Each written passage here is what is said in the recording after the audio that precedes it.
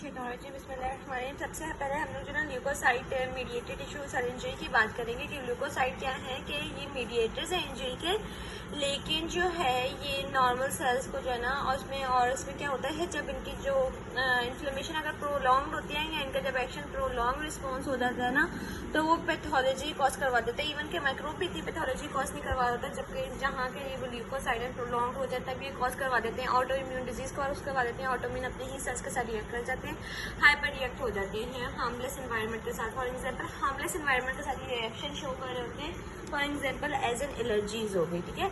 अब leucocytes damage tissues by releasing injurious molecules, ठीक है। अब इंजूरियस मॉलिक्यूल्स की बात करें तो किस तरह रिलीज कर रहे होते हैं अब ल्यूकोसाइट।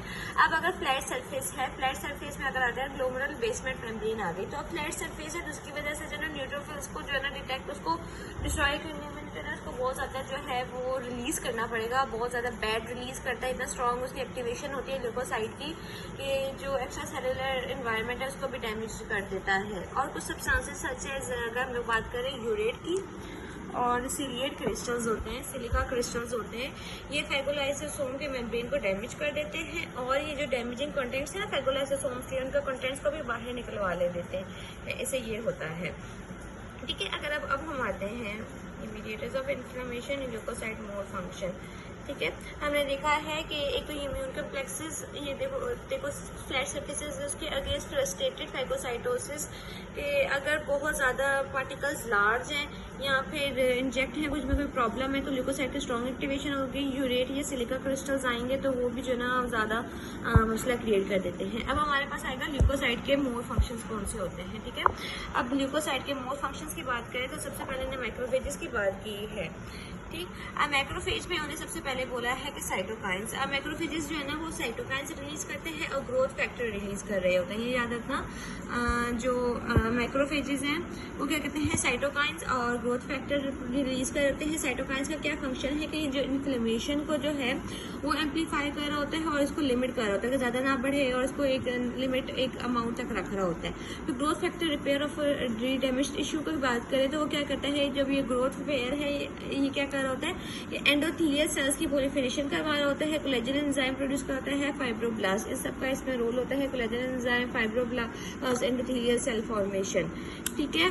फैक आ जाते हैं, ये सेफ आ जाता है, सेफ, ठीक है। अब टी लिम्फोसाइट्स क्या होते हैं कि टी लिम्फोसाइट्स में अपने बारे बताई हुई है, TH17 सेल, ये काम क्या करवाते हैं, साइटोकाइन इंटरल्यूकिन 17 की जो है वो फॉर्मेशन करवाते हैं। अब जो साइटोकाइन इसमें से इंपॉर्टेंट है, साइटोकाइन इंटरल्यूकिन 7 जो है वो रिलीज कर रहा होता है कीमोकाइन की सेक्रीशन हुआ होता है। जब कीमोकाइन की सेक्रीशन होती है तो कीमोकाइन से जो है ना ल्यूकोसाइट अट्रैक्ट होता है, ये याद रखना। कीमोकाइन जो है, कीमोकाइंस वो ल्यूकोसाइट को अपनी तरफ बुलाता है, ठीक है। और अगर जो TH17 सेल्स जो लिम्फोसाइट्स हैं अगर ये एब्सेंट हों तो उसमें इन्फेक्शन बहुत ज़्यादा कॉमन हो जाती है, ठीक है, सस्पेक्टेबल टू बैक्टीरियल इन्फेक्शन। उसके बाद अगर हम लोग बात करें तो termination of acute inflammatory response,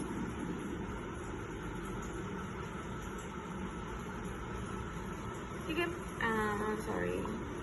ठीक है। अब सबसे पहले आता है हम लोग termination of acute inflammatory response में क्या चीज़ें हैं जो इन्फ्लेमेटरी रिस्पॉन्स को ख़त्म करवाती हैं। सबसे पहले ये है कि जो ऑफेंडिंग एजेंट है ना, जो माइक्रोब है या कोई एक जो स्टिमुलस आ रहा है वो रिमूव हो जाए। जब वो रिमूव होगा कोई मीडिएटर नहीं प्रोड्यूस होंगे, कोई डिग्रेडेशन नहीं होगी, और जो मीडिएटर्स हैं ना वो डिग्रेड कर जाएंगे, ठीक है, डिग्रेड कर जाएंगे जो उससे पहले मौजूद होंगे, क्योंकि उनकी जो शॉर्ट लाइफ है ना वो हाफ होती है।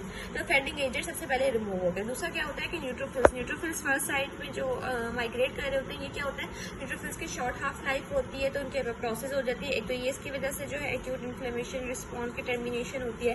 फिर तीसरा ये है कि स्टॉपिंग सिग्नल्स, इन्फ्लेमेशन इटसेल्फ जो है ना वो प्रो इन्फ्लेमेटरी ल्यूकोकाइंस प्रोड्यूस करता है, प्रो इन्फ्लेमेटरी ल्यूकोकाइन से प्रोड्यूस होते हैं एंटी इन्फ्लेमेटरी लिपोक्सिन, ठीक है। इससे ही लिकोट्राइन से जो है लिपोक्सिन प्रोड्यूस होते हैं और वो जो है इन्फ्लेमेशन को सप्रेस कर देता है, ठीक है। ये सारा इसमें काम हो रहा होता है, ये इन्फ्लेमेशन को सप्रेस कर देता है,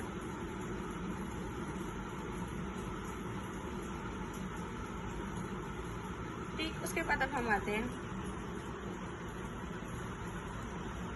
ठीक है, ये 3-4 आदत है। और चौथी चीज़ क्या है कि मैक्रोफेजेस और न्यूरोनल इम्पल्सेस। मैक्रोफेजेस जो है वो एंटी इन्फ्लेमेटरी साइटोकाइन से रिलीज करता है, ठीक, एंटी इन्फ्लेमेटरी साइटोकाइंस रिलीज कर रहा होता है, और जो कोलिनर्जिक डिस्चार्ज दे रहा होता है जो, ठीक है, ये मैक्रोफेजेस का हमें याद रखना है कि एक तो कोलिनर्जिक डिस्चार्ज दे रहा होता है जो कि टिश्यू नेक्रोसिस फैक्टर की जो है ना मैक्रोफेजेस में उसके सिंथेसिस को इनहिबिट करवा रहा होता है। मैक्रोफेजेस जो है ना एंटी इन्फ्लेमेटरी साइटोकाइंस रिलीज कर रहा होता है।